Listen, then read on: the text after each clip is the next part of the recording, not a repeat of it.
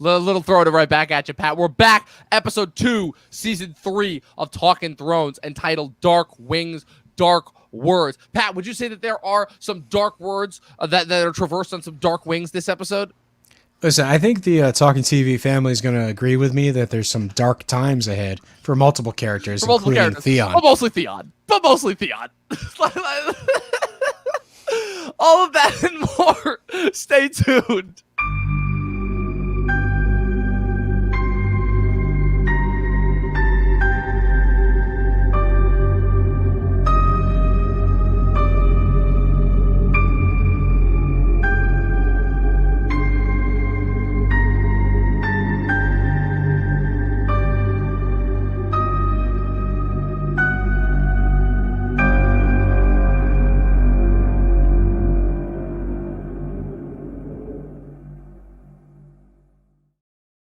Well, we just straight up butchered that joke. What's going on, people? Welcome back to yet another episode of Talkin Thrones.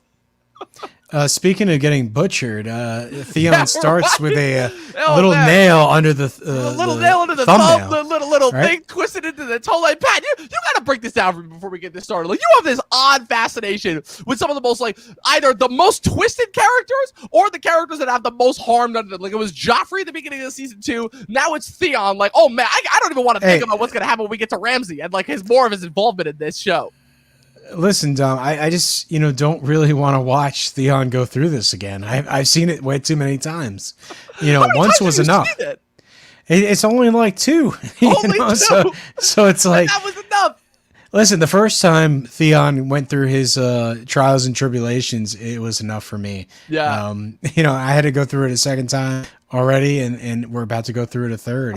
Man. Here's where it starts, and it's like, just jam that metal right under his fingernail, corkscrew to the foot. So point of reference for the future, man. Pat does not do well with torture sequences. I guess I should have taken that into consideration before I asked him to be my co-host on this show, a show where we talk about a show in which there are lengthy sequences of torture, rape, mutilation, just some of the worst things that can be done to the human body. Probably should have kept that in mind as far as the Middle Ages probably not for me. Probably not the best time period to just be alive in general. I like slasher flicks, like Friday the 13th, Nightmare on Elm Street, all that type of stuff. But that's a suspension of disbelief, right? This is supposed to be real, like a guy who's tied up to this sort of X, and basically little by little parts are just like shaved off of him. But Pat, remember, it's terrible. Remember, it's not an X, it's a flayed man, and that, like I said, it's subtle little clues. Like I like how they build that up as far as that goes. Like where again, even though for the majority of the season, at least up until a certain point, you don't know where Theon is or who's torturing him. It becomes pretty at the very like the little clues here and there as to like where he's being kept and everything. But people, we're here to talk about episode 2 of season 3, entitled Dark Wings, Dark Words. This is the last for a couple people involved in the creative side of the show. This is the last episode directed by Daniel Minahan, who directed episodes 6 through 8 of season 1. He directed the previous episode as well as this episode, as well as this being the last episode written by Vanessa Taylor, who wrote famously episodes 4 and 6 of the last season. And we kicked this episode off, right? This is weird because this is kind of like the I saw this with a couple of season starters where because there was so much freaking storylines and so many places and characters to hit that they ended up just kind of splitting them off and dividing them up across 2 episodes where last episode, right, we got a brief glimpse of Harrenhal and everything that was going on with Robb, who obviously has a pretty extensive part this season, but it was mostly Dragonstone with Davos, King's Landing with, catching up with everything in King's Landing, and then catching up with Daenerys, obviously. This episode, we get caught up with Arya, we get caught up with Jaime and Brienne, who we did not see last episode. We spend more time with Robb, we get caught up with Bran, we get caught up with Theon. A lot of things that are going on, of course, in the world of Westeros. And the other thing, too, that this episode establishes, I find, is that it kind of moves the primary bulk of the action away from King's Landing. Like the unique thing about season 3, right? King's Landing is always the centerpiece of the action. It is always the centerpiece of the story. But this is the first season, to me, where the primary bulk of the action takes place outside of King's Landing. Like obviously with Theon's torture sequence, Bran's journey north, all the crazy stuff going on north of the wall. Daenerys finally having a substantial arc. Robb, and obviously his entire arc that we know is going towards the Red Wedding. I do find that like all the stuff that's happening as far as like kind of the political games that are being played between the Lannisters and the Tyrells and King's Landing, it's not Actually, you know what? I'm going to say it. It's probably the least eventful of the King's Landing storylines. It doesn't make it any less substantive or any less important, but I don't know. Like, what's your take on that, Pat? I think, within this episode, we get the introduction of, Lady Tyrell, right? And, essentially it's going to be a slow burn because they just entered an alliance and they sort of have to make it work, right? They're fighting a war against, the Starks in the north. And it's like King's Landing is definitely Stannis. Don't forget Stannis. Stannis is still in this. Exactly, and I think it's one of those things where it's going to be a slow burn because they need each other at this point in time, and therefore it's like they're kind of sussing each other out. I think the main thing is when they invite Sansa to eat those lemon tarts. Yes, indeed. And those lemon tarts, like I said, and if there's one thing the Queen of Thorns gets, she always gets her way. She does not care for rules, regulations, stipulations, anything like that. And apparently you can't eat lemon tarts with cheese. I don't know what apparently the hell that they servant was talking about. They don't go well together. Apparently they don't go well together. Again, but the main thing is like they're trying to interrogate Sansa, friendly in trying to make her feel comfortable, but they're trying to get information about, their enemies who are the Lannisters. Absolutely. Indeed. So let's get into it. Like I said, this episode is kind of like the second part of the first part. So now we're catching up on all the storylines and all the characters that we didn't get a chance to see last episode. Let's get into it. So we open up, right? So this is another rarity as far as episodes go, where we've got multiple storylines with different characters happening in the same share location. That really, I would say that really wasn't the case as far as things go for the first two seasons, because the first season everything was so super streamlined and like just kind of three locations really: King's Landing, north of the Wall, and across the Narrow Sea, and then we occasionally checked into Winterfell. Last season, even though we had like a lot of stuff happening, it was all like pretty stranded in their different isolated locations. But this season is we have like it's multiple, it's different things with different characters happening, but within the same region. So we check in with the north. The opening scene, we'd start with Bran. Oh, we're back with Bran, because once again, so much is happening. Like, at the very least, say what you will about season 2 Bran, but at the very least, like, Bran kind of being held captive in his own home as far as Winterfell with everything that was going on in the Ironborn. Like, he was in a little bit of peril. There was, like, a decent amount of stuff going on there. The thing about Bran is he starts off dream hunting, right? So he's looking for the Raven, and the dreams are back. He's got the arrows, and at the very least, basically his dreams were somewhat useful and prophetic. Yeah, but like also in his dreams, his brothers are mocking him.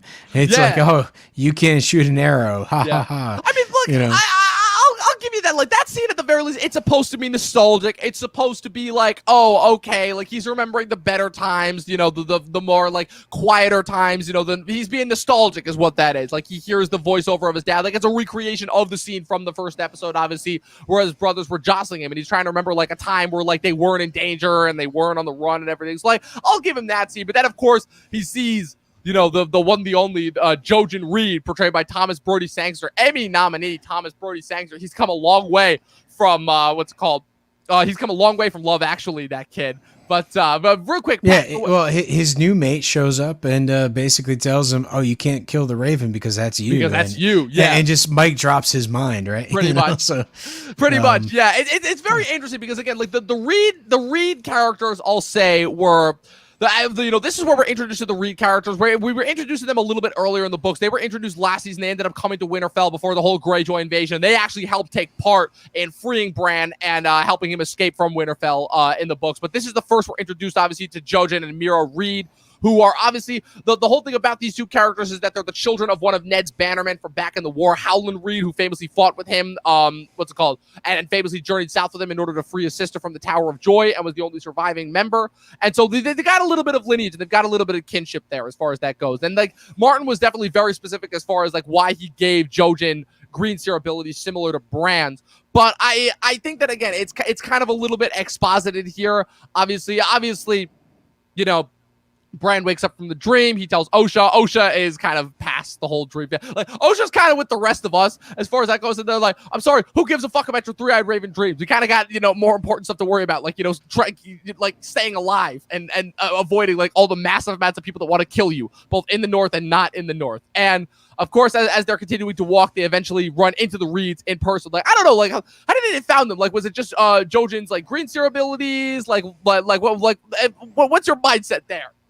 Yeah, there had to be the mind tracking, right? Because we see whatchamacallit, the gentleman beyond the wall, the one that's in the wildling army who's sort of taking control of birds.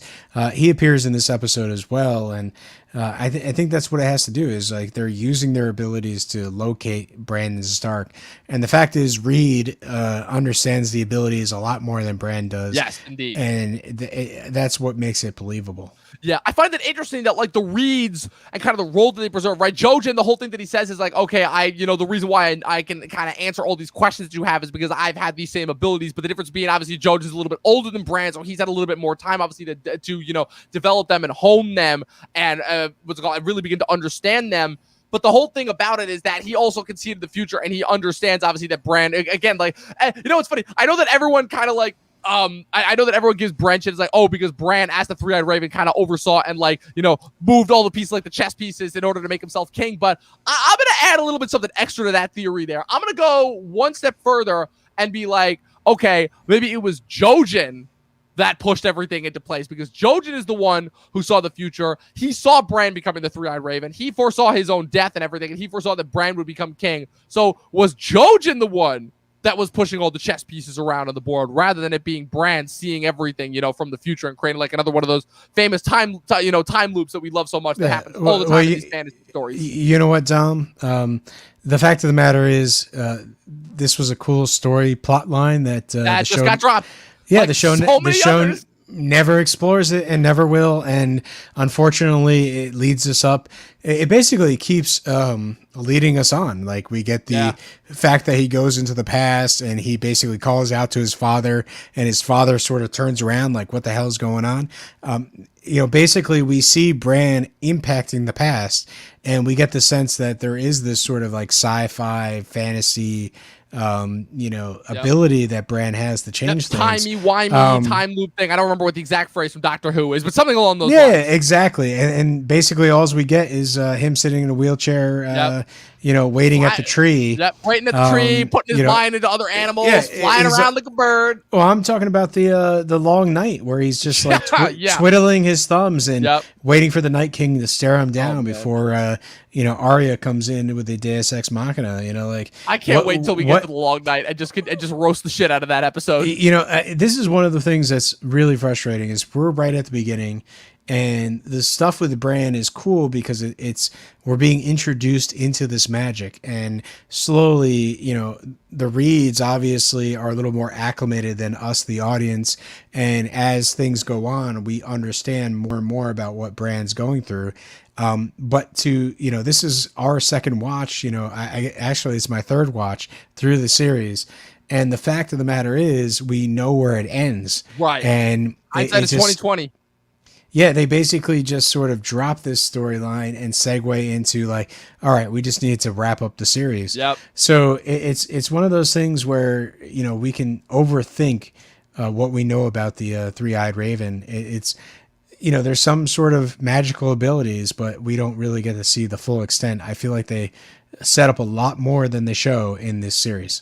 Yeah, again, I think it goes back to just, again, the problem of the books not being finished, because the whole issue is that it becomes very clear at a certain point within the books that like Martin was planning to move into more of like the fantasy realm element, and not just with Bran. Obviously, Bran, the very specific reason for me being why Bran is kind of like the first character that we see in these books is the fact that like as time goes on, we start to see that like there is some sorcerer stuff happening with other things, like because Bran, even though he's the only warg in the books, it is revealed that both Arya and Jon throughout the course of the books also have warlike abilities. We have like some sorceress lurkings with Euron. Obviously, everything that's going on with the White Walkers and how that ties in with everything. There's even some rumors, of course, of some certain things that happen in Daenerys' corner of the world and everything. Like, the whole thing is that like Martin was very deliberate about how he brought in the sorceress elements. But I think the mistake that the show made is not transitioning into more of that and continuing to just like, again, just get into wrap-up phase, and like they again just rushing through them. When it became very clear that like the entire kind of crux and like transition from the second act to the third act of this kind of grand overarching story was going to be much more sorceress in nature ultimately. And it's kind of distressing because you're right, at least at this point in the show, these were some of my favorite points when Bran was starting to get into more of the magic, when we were starting to get like a little bit more of like, okay, what me finding out what the hints of these visual cues were, and ultimately, at the point where we thought that the show was not going to pull a loss and not just continue to lead us on and jerk our chain as far as all these things go. And it's crazy because in hindsight, like Lost is one of those shows that ultimately kind of did provide more answers in hindsight than this show did ultimately, as far as kind of all of its mysteries that it had going on. Yeah, well, I think, again, the magic is we understand the past of Bran the Builder, and he's the one that built the wall. And, obviously Bran can go back and impact the past. So I think there is a big sense this storyline goes into the territory of, Bran, the one that we have a little bit, fallen in love with from season 1, since he was pushed out the window and injured permanently. And he's been, basically working his way up to relevancy again. Like we're there through his whole journey. We get to see all the trials and tribulations he goes through. And the whole idea of him being able to impact the past, and maybe he's the one that kind of inspired Bran the Builder to build the wall. And like, how does that tie in? Like what extent of the connection is that he was the three-eyed raven and, his ancestor was very popular. Like, all that stuff is really cool to focus your mind on. And we really never get to see it pay off. Yeah, unfortunately. Yeah. Couple more storylines that I just want to hit before we get into kind of some of the middle crux, right? So we stopped north of the wall. Obviously, we get two quick scenes. So I was a little bit wrong in my estimation last week. Last week I said the Mance Rayder was in 4 episodes. He's famously actually in 5 because I forgot that he appeared in this episode. I thought that Mance was only in last week's episode and then next week's episode when he sends Jon and Tormund on the mission south. Obviously, in order to climb over the wall and then attack. Oh, yeah. He's only salt and peppered in there, He is salt and peppered in there. Very few appearances. But again, I find it very interesting how this is the next scene that we cut to after that opening Bran sequence, right? Kind of, connected together of the wargs, right? Where Mance is still interrogating Jon. He still doesn't quite trust him. He doesn't quite fit. Again, he's kind of welcomed them into the wildling side, but he also is like, how could you know what it's like to lead all these people?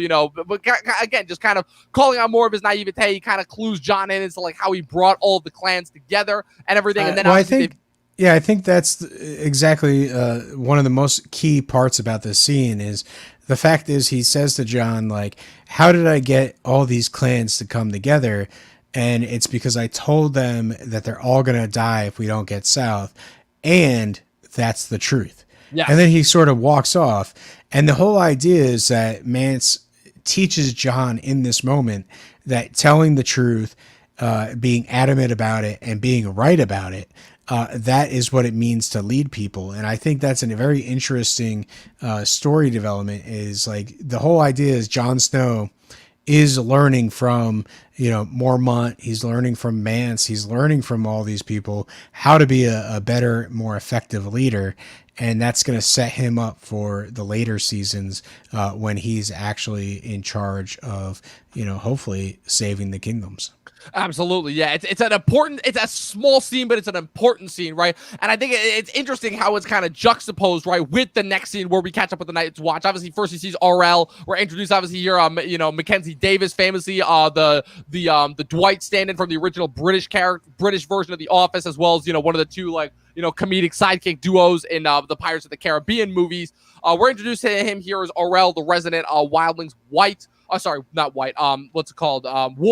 A lot of W's north of the wall, who obviously the ability of the warg is that obviously they can shift their mind into the minds of other animals. He's kind of using this crow to spy on them, and he kind of lets them know, he's like, okay, I just saw the fist of the first man. He sees the after effects of the attack there. And then obviously we cut to the rest of the Night's Watch as they're marching south, right? Where where Sam just basically gives up on life. Sam just gives up, and it's really interesting. It's a quick, but it's a funny scene. He just gives up. It's like Ras is, throwing him. It's like all those people died and you live. How do you feel about that? And he kind of just gives up. The Lord Commander comes over and is like, I forbid you to die. And then he kind of entrusts him to Rast, which may be a mistake. It's like, yeah, Rast, if he dies on your watch, then you die too. I don't know. Like this, it's definitely like this is a season where all the seeds are kind of planted as far as like certain characters dying. Once again, it's another good leadership scene, and I feel like that's one of the things that this show does really well is like it sets up these mentors for the next generation, basically Jon Snow, and, his buddies, basically Sam, and also the other members of the Night Watch that end up having his back.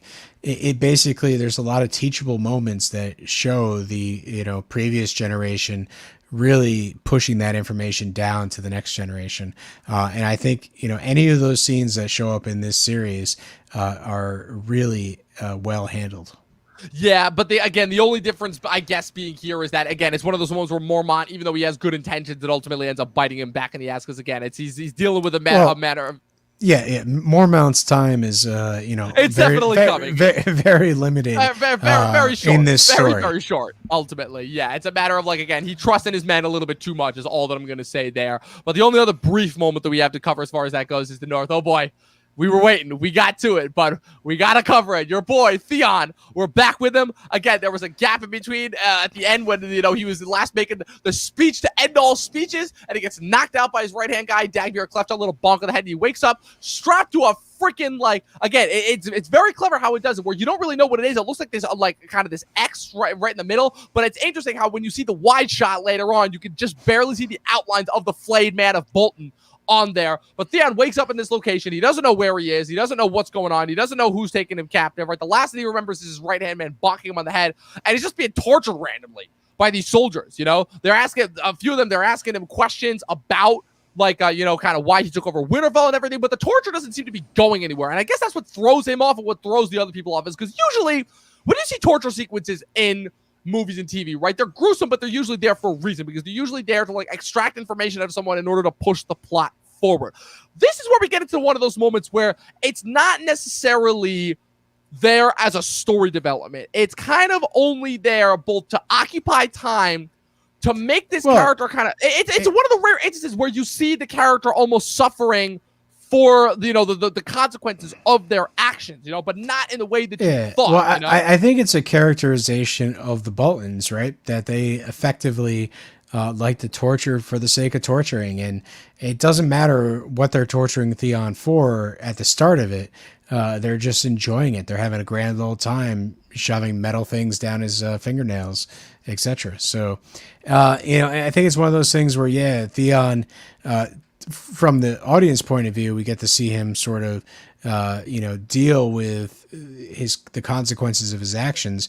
But ultimately, it slowly introduces us to the Boltons and how gruesome they can actually be. Yeah, the Boltons in this kind of we obviously met Roose Bolton last season, but the Boltons are really introduced as far as full-on display, both as far as what they're capable of and kind of their deviousness and kind of how they've come around and don't kind of share the same ideals as the rest of the Northerners, and obviously we see how that comes back to bite them later on.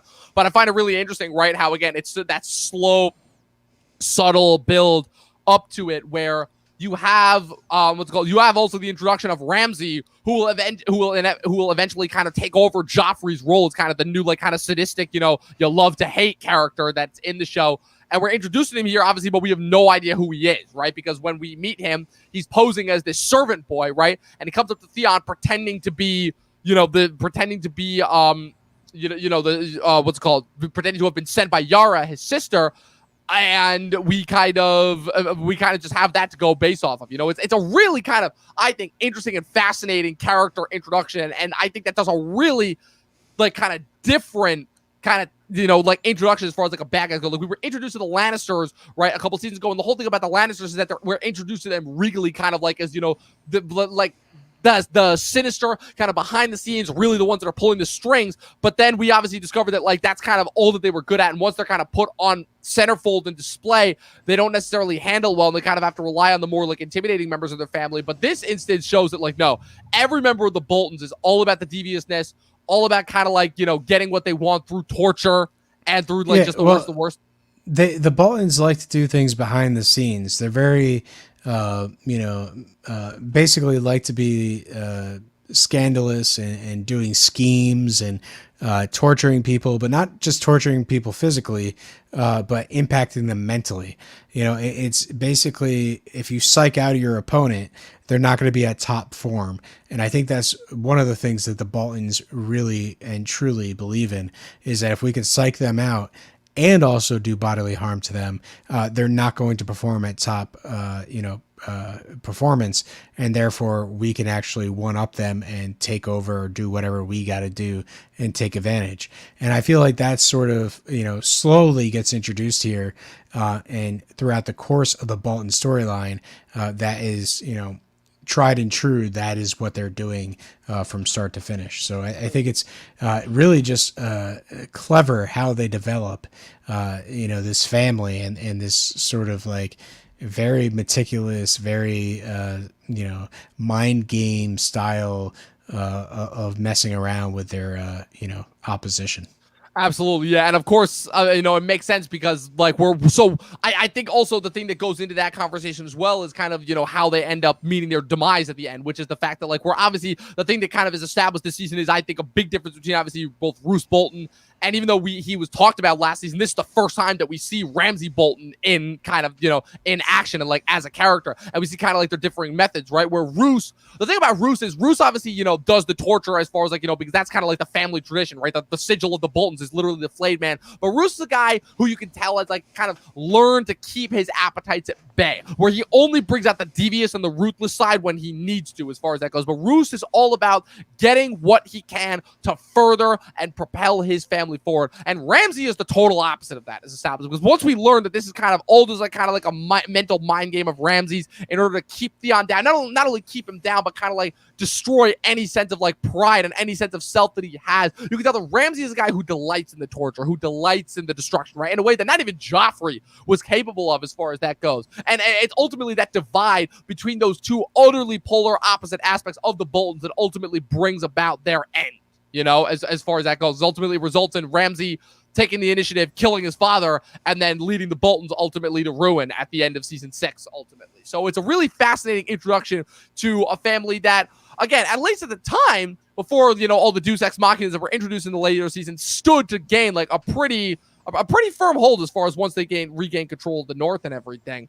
But, we then move to kind of the second act of the episode in the Riverlands. We have 3 storylines that happen in the Riverlands primarily. We're back to Harrenhal. We're back to Robb. Robb doesn't get to spend much time in Harrenhal and enjoy like seemingly the one victory that he's had since the Battle of Whispering Wood at the end of season 1, where he's in Harrenhal. He's schmoozing with Talisa once again. And oh man, they are really just dumping it on us at this point, right? Like, it's funny because, like I said, obviously nobody knew at the time that the Red Wedding was coming. But in hindsight, man, these scenes are almost like it's almost like they both have signs taped to their head that says "I'm dead" by the end of this season, as far as like whatever he shows us in Talisa.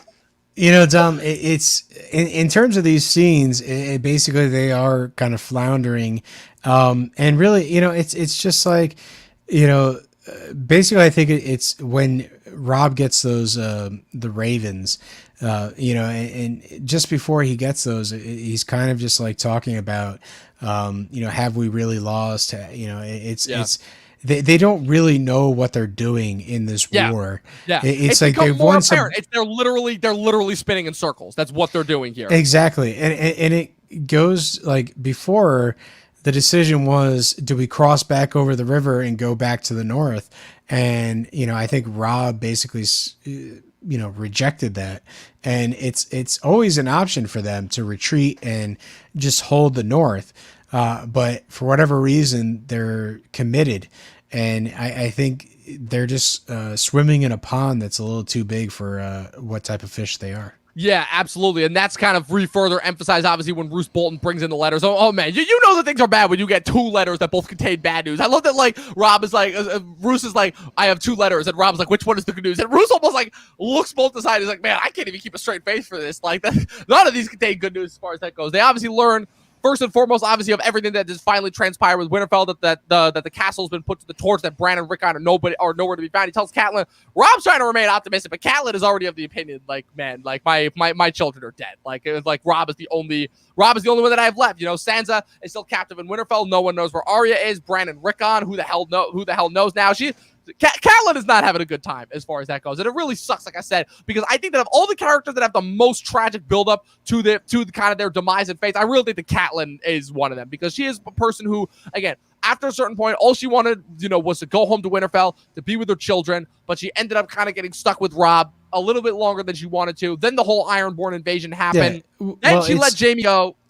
One of the main things I was watching the episode earlier just to make sure I could speak about it tonight, and just to see if I miss anything or anything like that. But I actually, I don't normally watch the behind the scenes featurette that they have at the very end of the episodes on HBO, and today I started watching it. I didn't get through the whole thing, but one of the things that the directors basically brought up was the fact that Catelyn Stark probably started this war by arresting Tyrion and putting him on trial. And that's really what escalated it into a full-blown war. And, here it is, you're getting that news, that Winterfell was sacked and some bad stuff happened. So Catelyn's in that state of mind where she realizes that she escalated this, or at least maybe she feels a little bit guilty about it. And the fact is, this has led to the destruction of her family. And, she really only has a little bit left. Whereas before, obviously, it was this kind of very thriving family. So I think, to what you're saying, where Catelyn's really at this like heavy guilt stage, I think even the creators of the show are basically in that same mindset. It's basically like she, decided to push for the war against the Lannisters, and that's kind of led them to where they are now. Yeah, and it kind of reflects also, it kind of harkens back to me to like kind of some of her words of Ned, like urging him not to go south to King's Landing in the first episode of the show, and ultimately how she definitely sounds not super, but like definitely more antagonistic towards the Lannisters than Ned does. And I think that obviously comes down to like kind of, where she grew up. She grew up in Riverrun, like, which is only like a couple 100 miles from Casterly Rock and the control of the Lannisters, as opposed to the north, which is like over hundreds of thousands of miles away and so isolated from everything else, so she's got a little bit more experience there. But ultimately it just shows that like ultimately her actions have completely led to almost the complete decline of her family as far as that goes. And like she even it's kind of revealed more so when she had that conversation with Talsa later on over when she's sewing the thing, when she tells her the story of like Jon Snow and how she ultimately she realized that she was making the mistake as far as like cursing this child for something that was not his fault, his existence, which was not his fault. And when Jon got really sick as a baby, she prayed to the gods that he would get better, and he did. But also she didn't keep part of that promise where she would accept him as one of her own. She would beg Ned to give him the name Stark to remove the bastard heritage, and she never did. And how she kind of blames herself for that as far as that goes. It was a brief moment, but it was a really interesting moment. That kind of gains introspective, kind of adds more to like that kind of residual guilt that she's feeling. And as far as just kind of like the overall feelings of, kind of like not feeling very, not at all feeling, oh my God, what's the word that I'm looking for?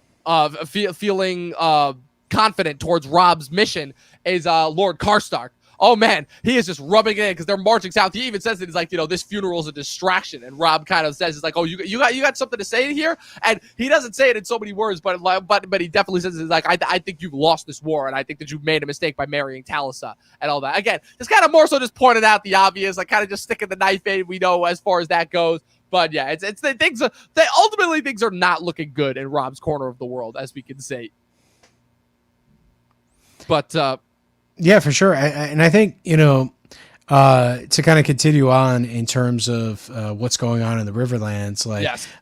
We have two characters that we love that are just wandering around in the woods. Yep. Or the fields or the farms or wherever. It's Brienne and Jaime who are stumbling around trying to head south to King's Landing so that this deal that Catelyn set up can actually maybe take place. Yeah, a deal, I think, is giving a little bit too much credit. The more so, I would say it was a half-assed attempt to kind of, barter and make sure that she could get her girls back. But honestly, like, outside of Brienne, I don't know how legitimate this is, because the problem is Littlefinger brought her the terms while she was in Renly Baratheon's camp, and so much has happened since then that honestly, like, again, this is the instances where, again, in the short term, Catelyn really did have no other choice as far as letting Jaime go, as far as doing whatever she could in order to get the girls back. But long term, this is just going to bite her in the ass, ultimately, because, again, she's let her only protection go as far as Brienne. And in a weird way, she did end up saving Brienne's life, because then Brienne's not with her, obviously, at the Red Wedding, and inevitably probably doesn't die at the Red Wedding. But Brienne and Jaime are obviously trekking further and further south. They end up getting spotted by a farmer. Jaime thinks that the farmer recognizes him just by the way that he, so casually moves on. But Brienne states that, he's an innocent. I'm not going to kill him just because you have one thought. And again, there's a reason why these two are like the centerpiece and like the MVP of this season, because just they're back and forth, the trading barbs. The thing that's so interesting about the relationship that's kind of established here is the fact that even though Jaime is taunting her, right? He's not doing it out of a sense of, he's obviously doing it from a sense of boastfulness, in the sense of like, okay, like he definitely is trying to get into her head so that he can kind of like break her down mentally. Like he knows how to do that. Well, he's still thinking of escape, which I think is sort of the centerpiece of their storyline this episode. Like, for the most part, like when they stop to do a bathroom break, basically Brienne's watching him, the whole time. And he basically, casually like, turns towards her and makes sure that, she could bear witness to everything because, he's not shy about it. I think that's one of the things is like, it's not hiding anything. The two of them are sort of, very blunt, very direct towards each other. And there's nothing that they're going to hide, not even like their disdain for each other, just because they're on the opposite sides. And, ultimately, at the end of this storyline, they get to the bridge. Jaime sort of just plops down and, sets himself up for an escape attempt. And they end up in a sword fight, which, Brienne puts an end to it. Wins. Yeah. It's one of my favorite moments, not only of this episode, but of quite possibly of the entire show, because the thing that happens that this scene tells you a couple different things, as far as like, again, more so like the action telling you things about the characters, which is that Jaime could so easily in that attempt have run for it, and it would have taken a decent amount of time, because like Brienne's got armor on, she's kind of a little bit more so weighed down by that. He could have easily run, but no, he stays and he fights because he's got to show her a thing or two, because he's got to show off, because that's his thing.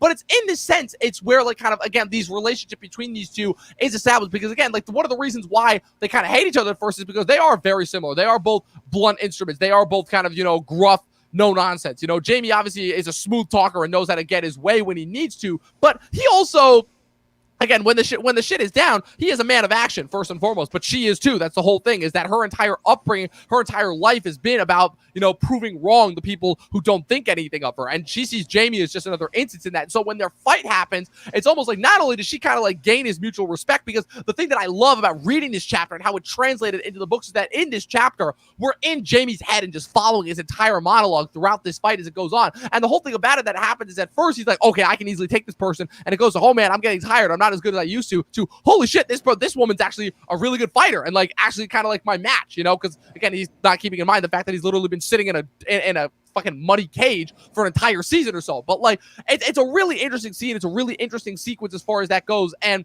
I think it does the most as far as like kind of expressing kind of the relationship that these two are going to have throughout the course of the rest of the show.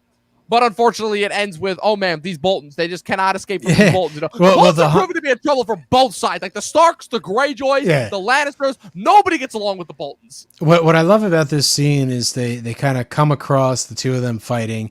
Obviously, Brienne has sort of put Jaime in his place, so to speak.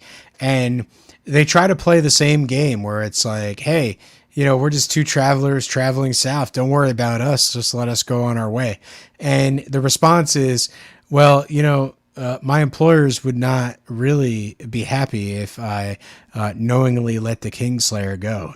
So like 100% they identify who it is, and they make it clear that you're now our prisoners and there's no escape from this. And also just again, that freaking tournament of Will and Frey. They bring out the farmer, obviously, who Jaime knew. Again, it sucks because Jaime was right in this instance. Jaime knew. He said, that guy knows me. He's going to rat me out. And he did, because that freaking tournament, it was the same thing that his cousin said to him, his cousin that he killed last season.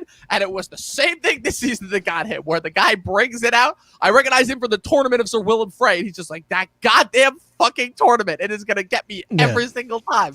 Hey, listen, I think it's one of those things where them getting caught is like, it's a good cliffhanger. Yes. Because what happens next in the storyline is amazing, and we'll save that for another time. It's amazing. This is my ultimate favorite storyline of the episode. But then obviously we cut to the last storyline of the Riverlands, which is Arya. We cut back in. We didn't check in with her at all last episode. Again, I love how the start of this scene is literally just Gendry chastising her for everything that she did last season. Like her entire storyline last season, Gendry is like, "Wait, you had a faceless man in your employ? And you didn't end the war when you could have?" Like that whole dialogue exchange just had me chuckling. Like it's really I think it's pretty cool. It's on the nose. It kind of explains some of the issues that we had watching the last season. I think this scene is really good because it introduces the Brotherhood without banners, and it gives them a lot of personality. Obviously, we have the priest who sort of identifies, and he's the main talker of the group. We introduced the archer who sort of he disappears at some point. He just disappears. Does he get an on-screen death or something? No, off-screen death. I'm assuming so because the whole thing, right, is this is the last time we see the Brotherhood. Right, we're introduced to the Brotherhood where they seem like such this awesome band, this like, this really bunch of cool, interesting characters. And then both in the books and the show, once Arya gets scooped up by the Hound, we never see these guys again, at least until season 6, when they kind of just show up again in the fray. It's like, oh, so they've just still been hanging around this whole time. And before they're like kind of, planning on heading north again, we see Beric and Thoros again, but we never see the archer again. And I'm like, oh man, he must have met an untimely off-screen death because of the way that we're introduced to this guy. This guy's awesome. And you think that he's going to be like one of the permanent members. The whole thing, he shoots an arrow up into the sky and tells Hot Pie, "Hey, you better pay attention to me because I just shot that arrow in the sky. And by the time I'm done talking, it's going to land exactly where you're standing. And you better move because I just finised what I need to say." I love the line afterwards where like they're trying to help Hot Pie out of the thing, and he's just like, of all the people starving in the world, and look at how fat he is, and then what was it? Thoros says something along the lines of like, maybe it's because of fat boys like him that the world is starving or something like that. Which again, I'm just gonna say, can people in fiction stop picking on overweight people? Certain overweight people cannot help their weight. Just because they're overweight does not mean that they are the result of all of the world's problems and flaws. Well, listen, it's the Middle Ages, and these people are basically, crass. They're just going to throw out their thoughts and not worry about it. They're not worried about being insensitive, right, in this type of world. Clearly. Where everyone is just murdering each other. Yeah. So casual murder is a thing in this universe. Like they're kind of their moral quandary about sensitivity and feelings kind of goes out the window. But like, I love it goes back to the Hound, right? And him telling Sansa, like, you're looking at a murderer. Your father was a murderer. We're all murderers. Murderers have control. Etc. So the Hound's outlook on this world, really makes it a glum place. It's ironic, obviously, too, because this is obviously the episode that brings back the Hound after 2 episodes off screen. He was another character. Again, we weren't quite sure of his fate after the Battle of Blackwater, but we meet him again in this episode. But can we talk about the Brotherhood for a second? Because I love the introduction in this episode. I kind of like the fact that, like, so their whole origin is the fact that, again, way back in season 1, again, it was a blinker you'll miss it moment, but it was in the scene where Ned Stark was sent them all out originally in order to bring out justice to Gregor Clegane, obviously, when Tywin sent him out in order to attack the Riverlands as revenge, ironically enough. Also, speaking of, Catelyn unintentionally started the war by capturing Tyrion because of Cat's capture of Tyrion. And then ultimately when Ned died and it switched to now the Lannisters being in charge, they're kind of like the after effects of, like, from the Ned Stark era as far as that goes, because they kind of started out with this one mission, and then as a result they ended up kind of becoming criminals because of the changing of power. And now they kind of just like they've kind of given up on like serving the Starks and kind of executing Ned Stark's original vision, and now they kind of just carry out now they just carry out now they just carry out kind of like whatever kind of justice they can towards for the commoners. And I just wanted to answer Jay's question here, which is that, is it true that in the books it was the Brotherhood without banners, not the Band of Brothers, that came upon Catelyn's body after the Red Wedding? And the answer to that is yes. Obviously, that's what actually results in the Lady Stoneheart storyline that was famously dropped from the books. But we'll get to that obviously once we get to some of the later seasons ultimately and how that storyline was ultimately dropped. But yeah, because we're introduced, even though we're not introduced to Beric Dondarrion, obviously in his famous recasting, we are introduced to Thoros of Myr here, who is the first Red Priest that we've met outside of Melisandre, because Melisandre was kind of like our introduction into the world of the Red Priests, and she was kind of like presented this one kind of instance and variation of this religion. But we also see Thoros, who apparently has been a figure in King's Landing for this entire time. Like, again, the whole thing is he talked about how he was friends with Robert Baratheon, and the whole thing is that even though he was a member of the Red Priesthood, he never really believed in his ability, and he kind of like always kind of took himself as just like, just another soldier, up until the point that he discovered his powers. And like, we'll get into that later on in the episode, but I find it interesting, kind of like, for the most part, these are like kind of the only like normal people that Arya's met so far since leaving King's Landing. Like, they're a little bit dastardly. They're a little bit of scoundrels. They like to have fun. They like to delight, but they also, again, they do genuinely believe in what they're fighting for, because they're fighting for ultimately the one centerpiece of people who nobody in this world seems to care for, which are the common people, the people who are getting squeezed between the sides in the wars between the High Lords. I think they're very charismatic too, because obviously they go to an inn. And they're feeding their captors, and they're basically saying, "Hey, we're gonna let you go. Just finish your food, etc." And Arya decides to take up needle and or whatever sword she has at the time, and fight with the main dude. And he gets up and he's been drinking, and he just like knocks the sword out of her hand. And then there's a little spin around too for dramatic effect. Yeah, and grabs a beer and he says, "To your brothers," because she was telling him how she learned to fight from her brothers, and basically he's mocking her. Yeah. And that's when some of the other brothers come in. And the Anguy the Archer. Can we just talk about what a great name that is too? Anguy the Archer. Like, oh man, that's a name that should be brought back for modern time, because I know everyone was bringing it. Because remember when the show had that brief popularity moment where all those moms were naming their kids like Daenerys and Tyrion and all those Game of Thrones. Like, I think there was somebody who even named their daughter like Khaleesi, even though that wasn't even the freaking name. That's a name that should be brought back, as Anguy. Like, it just rolls off the tongue too, like Anguy the Archer. And they bring in a abnormally large prisoner, as Thoros says, and he's like, how did somebody get such an abnormally large prisoner? He's like, wait until they snack back a couple and then went to sleep. And he pulls off the hood and is revealed to be the Hound. He has not been having so much luck since he left King's Landing. I think this is one of the most beautifully shot scenes, because Arya tries to get Hot Pie and Gendry to leave. She's trying to move. She's trying to get out of there. Yeah, and then the Hound notices her, and then it cuts to sort of an over the shoulder of what is it? Theros, I guess. Thoros. Thoros. Thoros. Yeah. So Thoros and the Hound, and he's basically asking you like, what are you doing with the Stark bee? What are you doing not with to say, her? Not to say the expletive, but basically, it's a really well shot, well done shot, because she's framed right in the center of the frame, sort of like she's caught, and the two of them are in the foreground, having this conversation. So I really liked how the scene plays out. I think it's really well shot. And ultimately, it reveals Arya for who she is, and leaves us on another cliffhanger. It's like, okay, now that the Brotherhood knows that this is a Stark, what are they going to do? And then, that's the end of the storyline. Right. Yeah. So we're going to find out tomorrow, I guess our next week, so to speak. Our next week. Yeah. A lot of interesting cliffhangers, a lot of interesting stuff that kind of ends up getting wrapped up and kind of ponders the question. Like I said, this really it's catching us up on all the stuff that we missed last episode, but also, again, it's really getting us shaped up as far as like kind of what we're to expect going forward. And that brings us to the last of our storylines in this episode, and also to talk about, oh man, Pat, I've been waiting to talk about this focus character segment. I've been waiting this entire time, because in King's Landing this episode, right? So like I said, King's Landing definitely takes a backseat as far as the central action goes. But like I said, as we get more and more so into the political games that are being played between the Lannisters and the Tyrells, we meet the Queen of Thorns herself, Lady Olenna Tyrell, the matriarch of the Tyrell family, and revealed to be the true brains and intelligence behind them, portrayed by the late, great Diana Rigg. This was one of the last performances that she gave. Obviously, again, she was on this season. She was on this show for 5 seasons from her first appearance in this episode until her last appearance in season 7 4 years ago in 2017. She unfortunately was one of the casualties that we lost during the pandemic. She died around September of 2020, if I'm remembering correctly, but not before she did complete filming for Edgar Wright's newest upcoming film, Last Night in Soho, for which she has an appearance in.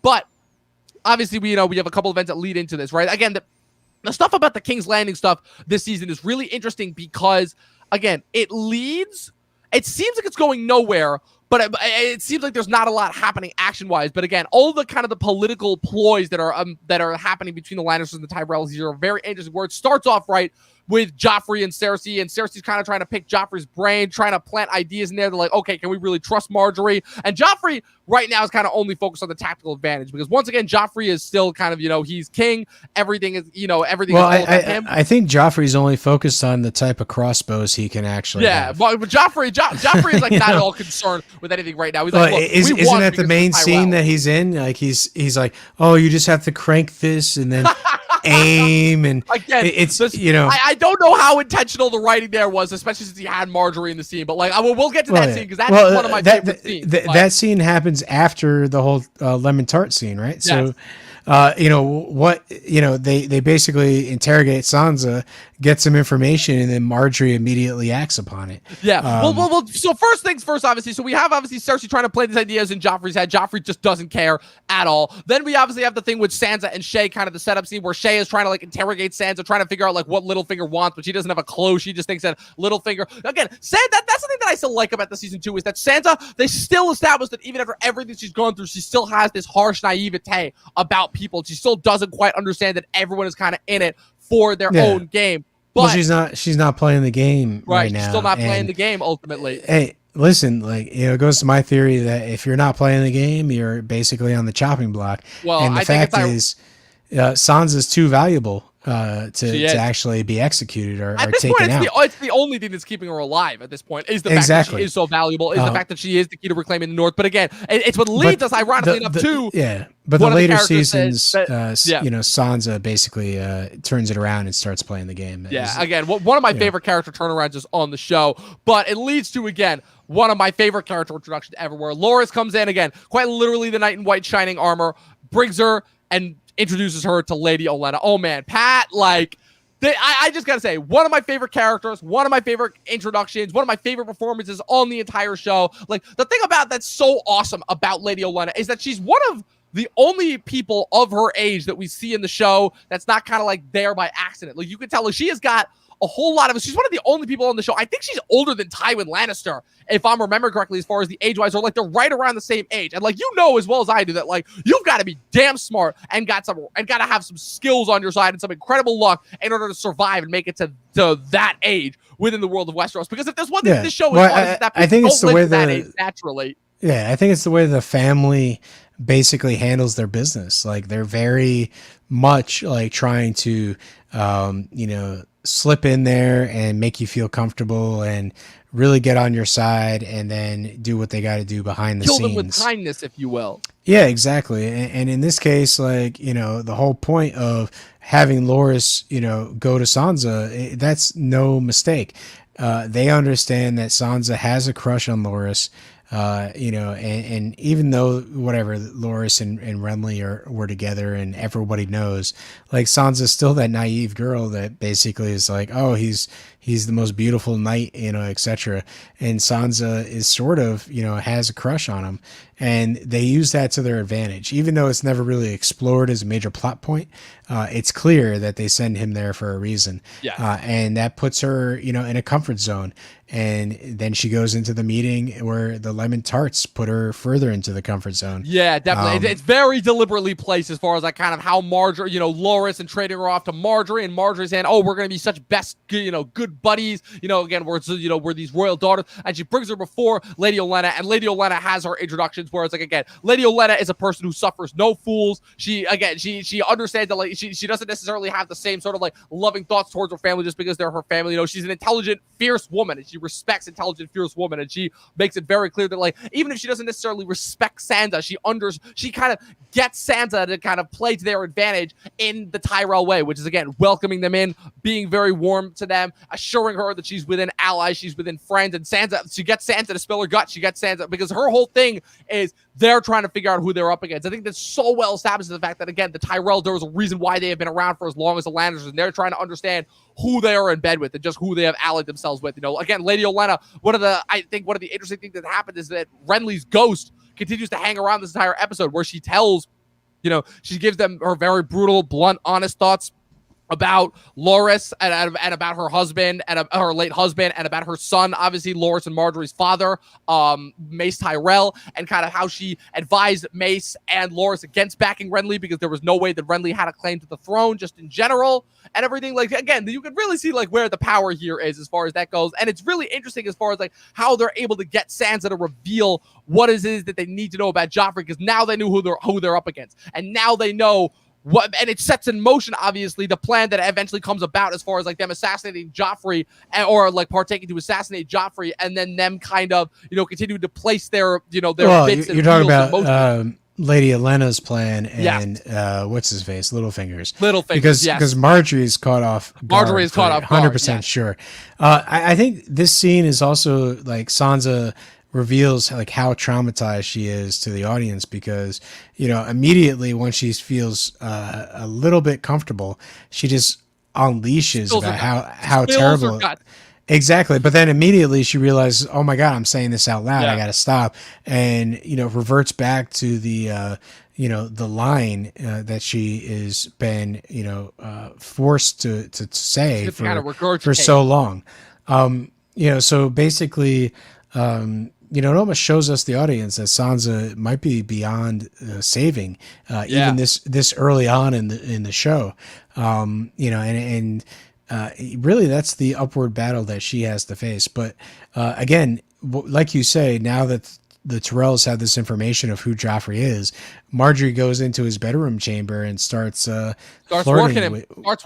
Let's be candid here. She starts working him, and again, Marjorie shows that she is again the one person that is even. She's able to get from Joffrey what Cersei is even unable to, which is that she is able to get Joffrey to do exactly what she wants. She knows exactly when to be truthful with him. She knows exactly when to like play to him. She knows exactly when to like kind of prop up his ego a little bit. She knows exactly how. She even knows how to appeal to his malicious side. I'm like, the end when they were talking, I'm like, God damn, dude, do I need to be worried? What is it like? Hey, can you take me hunting? I realize that women don't do that, but my father never let me. Yeah, and she's even like, when she's like, would you like to see me kill something, Your Grace? And he's like, yes, I think I would. And you're just like, God damn. Like, obviously we know where it goes later on, but like, there was a reason why Marjorie's able to kind of wrap Joffrey around her little finger. And I think it's really interesting kind of how, even though she comes clean about Renly and everything, and even though Joffrey, again, it shows that like, Joffrey is still obviously has some reservations as far as like, whether or not they can fully trust the Tyrells, and kind of like he tries to bend Marjorie to his will the same way that Sansa did.